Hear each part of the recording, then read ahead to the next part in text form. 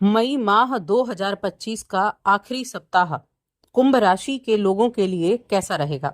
जय माता दी दोस्तों, आप सभी का स्वागत है हमारे YouTube चैनल अमृता एस्ट्रो में।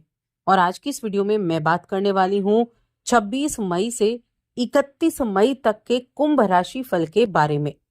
ये जो 6 दिन होंगे, इस महीने के जो अंतिम दिन होने वाले हैं, इन दिनों में क्या योग बनेंगे और उन योगों का प्रभाव आपके जीवन में किस तरह से होगा।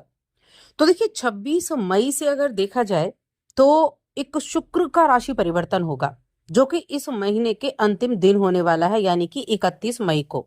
31 मई को शुक्रदेव मेष राशि में प्रवेश करेंगे। अभी तक वो अपनी राशि उच्च राशि में विराजमान थे। अब इसके ऊपर मैं पहले भी वीडियो बना चुकी हूँ कि शुक्र के राशि परिवर्तन का आपके जीवन में क्या प्रभाव होगा। आप हमारे चैनल पर जाकर देख सकते हैं, क्योंकि काफी खास ये गोचर होने वाला है। और यहाँ जो बाकी ग्रहों की स्थिति रहेगी तो वो रहेगी, देखिए, सूर्य और बुध, ये दोनों वृषभ राशि में विराजमान है। बुधादित्य योग बना रहे हैं। मंगल कर्क राशि में है, राहु कुंभ राशि में, केतु सिंह राशि में और गुरु बृहस्पति मिथुन राशि में, आपके पंचम भाव में। और आपके राशि के स्वामी द्वितीय भाव यानी मीन राशि में विराजमान है। तो ये तो है हमारी ग्रहों की स्थिति। इसके अलावा एक और बड़ा अच्छा योग इस सप्ताह में बनेगा कि जो चंद्रमा है ना, चंद्रमा की युति सूर्य और बुध के साथ होगी। तो पहली चीज तो ये त्रिग्रही योग बन जाएगा वृषभ राशि में सूर्य चंद्र और बुध की युति से। और दूसरा, इस इन दोनों के साथ होने से चंद्रमा और सूर्य शशि आदित्य योग भी बनेगा, और बुधादित्य योग तो पहले से ही बना हुआ है। तो ये इस तरह के योगों का निर्माण यहाँ हो रहा है। और देखिए, 27 मई को भी एक बहुत ही अच्छा दिन होने वाला है, जो कि है अमावस्या तिथि। ज्येष्ठ मास चल रहा है और ज्येष्ठ मास की जो अमावस्या तिथि होती है बेहद खास होती है, पुण्य फल देने वाली मानी जाती है। इस दिन कुछ भी कार्य आप करते हैं, जो भी आप दान पुण्य या पूजा पाठ करते हैं, उसका कई गुना आशीर्वाद आपको प्राप्त होता है। तो इस दिन के बारे में भी हम चर्चा करेंगे। तो ये हो गई है हमारी ग्रहों की स्थिति। अब हम बात करते हैं राशिफल के बारे में। उसके बाद हम अमावस्या के दिन आप क्या कर सकते हैं इसके बारे में जानेंगे। तो देखिए, अगर कुंभ राशि के जातकों की मैं यहाँ बात करूं तो इस समय अवधि में अगर आपको कुछ हेल्थ संबंधी प्रॉब्लम चल रही थी, कोई डाइजेशन संबंधी प्रॉब्लम है, आपको एसिडिटी हो गई, इस तरह की चीजें हैं, तो आपको इस सप्ताह में उनसे राहत जरूर देखने को मिलेगी। लेकिन फिर भी अपने खाने पीने की चीजों पर आपको ध्यान रखना होगा। कुछ एक्सरसाइज वगैरह आप जरूर टाइम पर करते रहे, ताकि अपने आप को आप फिट रख सके। छोटी मोटी जो ऐसी हेल्थ संबंधी प्रॉब्लम है, छोटी मोटी, तो ये आपको परेशान कर सकती हैं, तो थोड़ा सा ध्यान रखें। लेकिन ऐसा नहीं है कि आपको हेल्थ प्रॉब्लम हो रही है तो आपके अंदर एनर्जी नहीं होगी। एनर्जी भी आपके अंदर होगी, और इस एनर्जी से आप बड़े अच्छे काम भी कर पाएंगे। इस सप्ताह में अचानक से कुछ ऐसी चीजें होंगी कि आपको अनदेखा मुनाफा भी देखने को मिल सकता है। आप ऐसी अनदेखा मुनाफा जो आपने कल्पना ना की हो, ऐसी जगह से आपको धन की प्राप्ति हो जाए। तो एक कार्य जरूर करें, जब भी अगर इस तरह का कोई मुनाफा होता है तो उसका थोड़ा सा हिस्सा सामाजिक कार्यों में, कुछ एनजीओ वगैरह या कुछ ना कुछ सहायता के रूप में आप जरूर खर्च करें। जरूर खर्च करें। देखिए, अपनी कमाई का जब आप कुछ परसेंट आप लोगों में खर्च करते हैं, तो उसका कई गुना आपको वापस मिलता है। इसीलिए इस चीज को आप जरूर करें। देखिए, यहाँ ग्रहों की स्थिति अगर देखी जाए तो बृहस्पति को अगर आप देखें तो बृहस्पति आपके पंचम भाव में विराजमान है। पंचम भाव में बृहस्पति के कारण आपको सफलता तो मिलेगी। अपनी इच्छाओं की प्राप्ति करने के लिए आप मेहनत भी करेंगे, और आपका जो ऑफिस का टाइम है, आप बहुत टाइम पर अपने घर पहुंचने के प्रयास भी करेंगे, यानी कि घर जल्दी जाने का भी प्रयास करेंगे। और ये अच्छी चीज है, इसमें आपको सफलता भी मिलेगी, यानी जो आप सोचेंगे उसको आप कर भी पाएंगे। आप अपने घर परिवार से जुड़ी हुई चीजों को, यादों को ताजा कर पाएंगे। परिवार के साथ बैठकर पुरानी यादों को ताजा करेंगे, और ये यादें ताजा करके काफी सुकून भी आपको मिलेगा। इस सप्ताह की जब शुरुआत होगी तो शुरुआत से ही आपका जो ऑफिस का माहौल है ना, वो बड़ा अच्छा रहेगा, सकारात्मक रहेगा। और अच्छा माहौल रहेगा तो आप अच्छे से काम भी कर पाएंगे। आपके जो साथ काम करने वाले लोग हैं उनके साथ भी आपकी बॉन्डिंग अच्छी रहेगी, उनका भी सहयोग प्राप्त हो जाएगा जब भी आपको सहयोग की आवश्यकता होगी। कुछ अपने पेंडिंग कामों को पूरा कर सकेंगे, महत्वपूर्ण कार्यों को पूरा कर सकेंगे। और जब आप उन काम से फ्री हो जाएंगे तो आप समय पर घर भी पहुंचेंगे, तो अपने परिवार के साथ भी अच्छा वक्त आप बिता पाएंगे।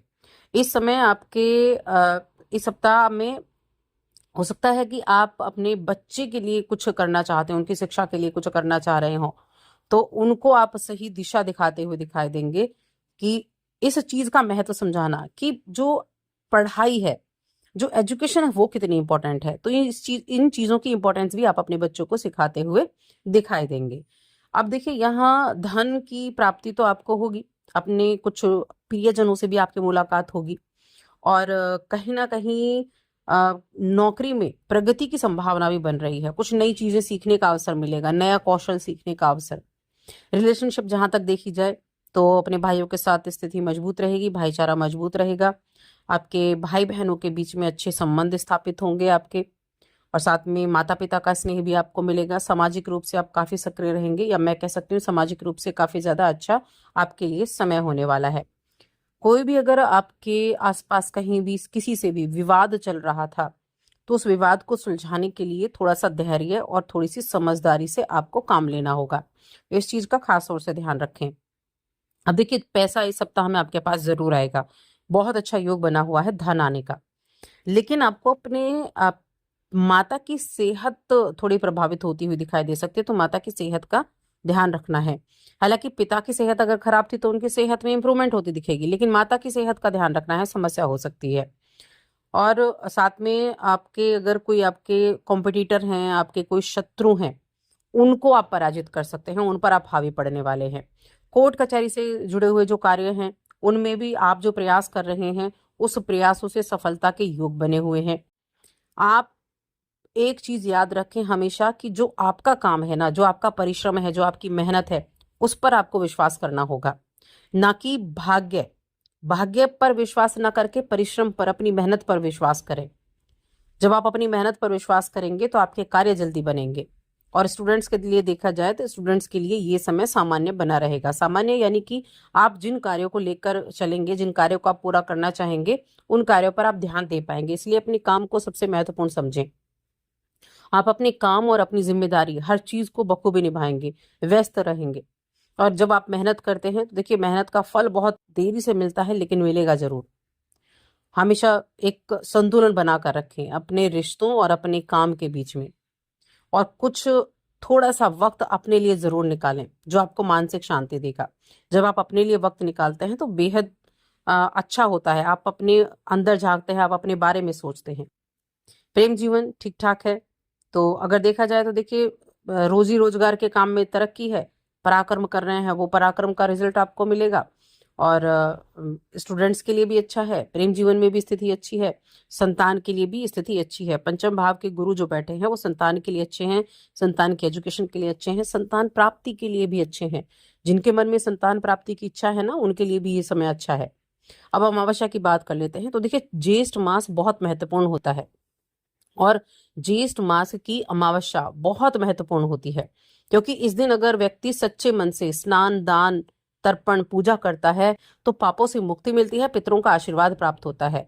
और साथ ही ये जो दिन है ना, ये शनि जयंती और शनि अमावस्या के रूप में भी मनाया जाता है, क्योंकि कहते हैं इसी दिन शनिदेव का जन्म भी हुआ था, इसलिए भी ये बहुत अधिक इसका महत्व बढ़ जाता है। धार्मिक और ज्योतिषीय महत्व भी कई गुना बढ़ जाता है।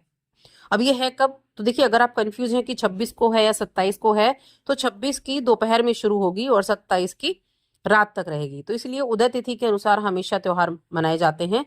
तो ये अमावस्या का जो व्रत है और जो अमावस्या के कार्य है वो 27 मई को ही होंगे। क्या करना है आपको?